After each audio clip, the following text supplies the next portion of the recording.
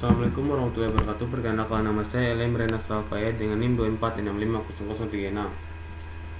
Di sini saya akan mereview materi pertama dalam mata kuliah mikrokontroler. Di sini kita bisa langsung ke pengertiannya. Mikrokontroler adalah sebuah komputer kecil yang dikemas dalam bentuk chip IC atau integer circuit dan dirancang untuk melakukan tugas atau operasi tertentu.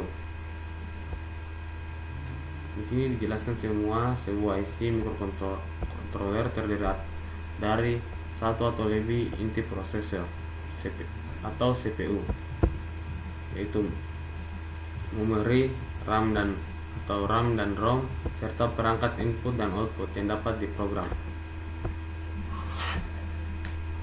Ini dijelaskan juga dalam pengendalian aplikasinya. Pengendalian mikro yang dalam bahasa Inggris disebut dengan mikrokontroler ini digunakan dalam produk ataupun perangkat yang dikendalikan secara otomatis.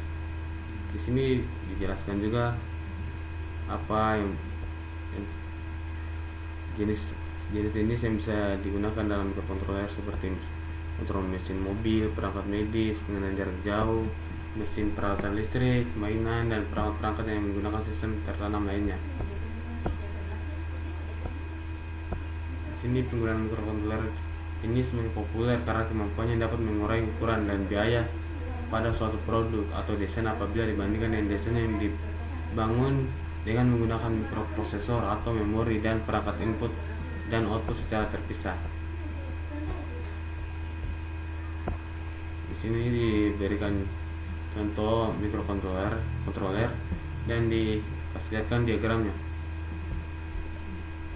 Ini kita bisa lihat. Dan selanjutnya di sini ada CPU. CPU adalah otak mikrokontroler. CPU bertanggung jawab untuk mengambil instruksi atau fetch, menerjemahkannya atau decode, lalu akhirnya dieksekusi atau execute. CPU ini menghubungkan setiap bagian dari mikrokontroler ke dalam satu sistem. Fungsi utama CPU adalah mengambil dan mendekode instruksi. Instruksi yang diambil dari memori program harus diterjemahkan atau melakukan decode oleh CPU tersebut.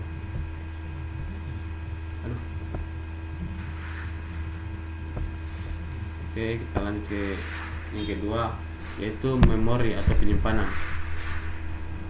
Ini fungsi memori sama seperti mikroprosesor, tapi sini memori ini digunakan untuk menyimpan data dan program. Sebuah mikrokontroler biasanya memiliki sejumlah RAM dan ROM. Seperti yang pertama tadi, memiliki RAM dan ROM, atau memori flash untuk menyimpan decode sumber program, source decode program.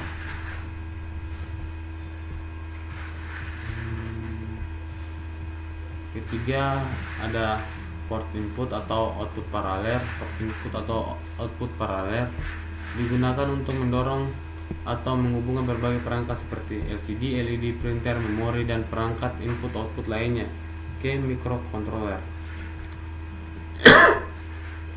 Keempat, ada port serial atau serial port. Port serial menyediakan berbagai antarmuka serial antara mikrokontroler dan periferal lainnya seperti port paralel. Di kelima, yaitu pengaturan waktu dan perhitungan atau timer dan counter.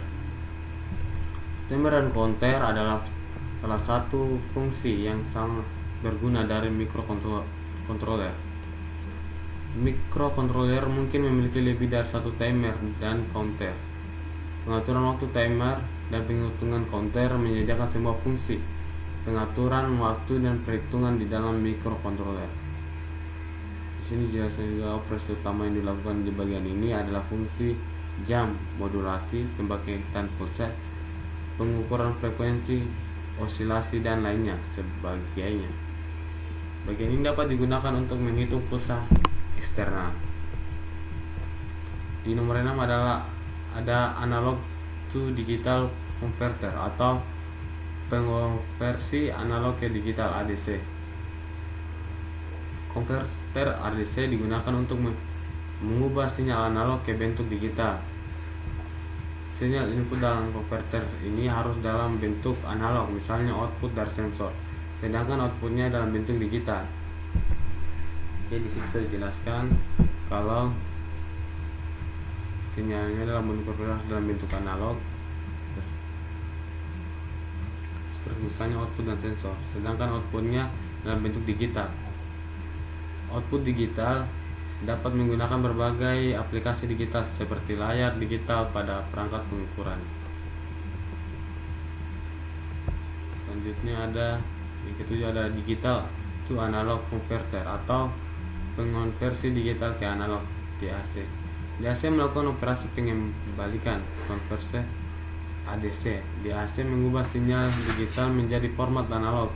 Ini biasanya digunakan untuk mengendalikan perangkat analog seperti motor DC dan lain sebagainya.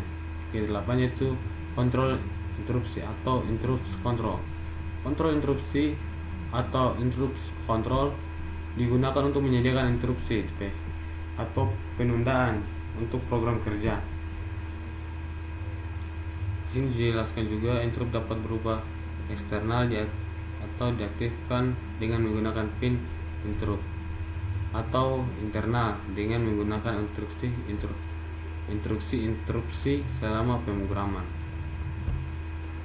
Ke-9 ada blok fungsi khusus, special functioning block.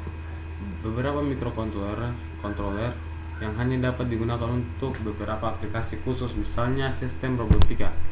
Pengontrolan ini memiliki beberapa port tambahan untuk melakukan operasi khusus tersebut yang umumnya dinamakan dengan blok fungsi khusus. Selanjutnya yaitu keunggulan dan kelemahannya. Di sini disebutkan juga keunggulan atau kelebihannya, keunggulan atau kelemahannya. Kita lihat dulu dari keunggulan. Keunggulan atau kelebihan utama dari microcontroller. Di sini ada 6. Pertama, kita lihat microcontroller bertindak sebagai mikrokomputer tanpa harus ada komponen digital tambahan lainnya. Yang kedua, dapat mengurangi biaya dan ukuran sistem karena integrasi yang lengkap dalam sebuah mikrocontroller. Ketiga, penggunaan mikrocontroller sederhana dan mudah untuk memecah masalah dan pemeliharaan sistem. Keempat, sebagai besar pin dapat diprogram oleh pengguna untuk melakukan berbagai fungsi.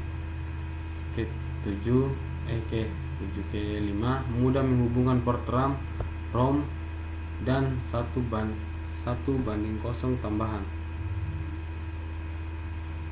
Ke-6, yaitu waktu yang diperlukan melakukan operasi rendah. Selanjutnya kita lihat kekurangannya. Kekurangan dari mikrocontroller di sini ada 4, yaitu mikrocontroller memiliki arsitektur yang lebih kompleks daripada mikroprosesor. Yang kedua, hanya melakukan eksekusi dalam jumlah terbatas dalam waktu yang bersamaan. Yang ketiga, kebanyakan hanya digunakan dalam peralatan-peralatan mikro. Dan yang terakhir, dapat terhubung dengan perangkat yang berdaya tinggi secara langsung. Oke, sekian dari saya. Saya ucapkan wabillahi taufiq wal hidayah. Wassalamualaikum warahmatullahi wabarakatuh.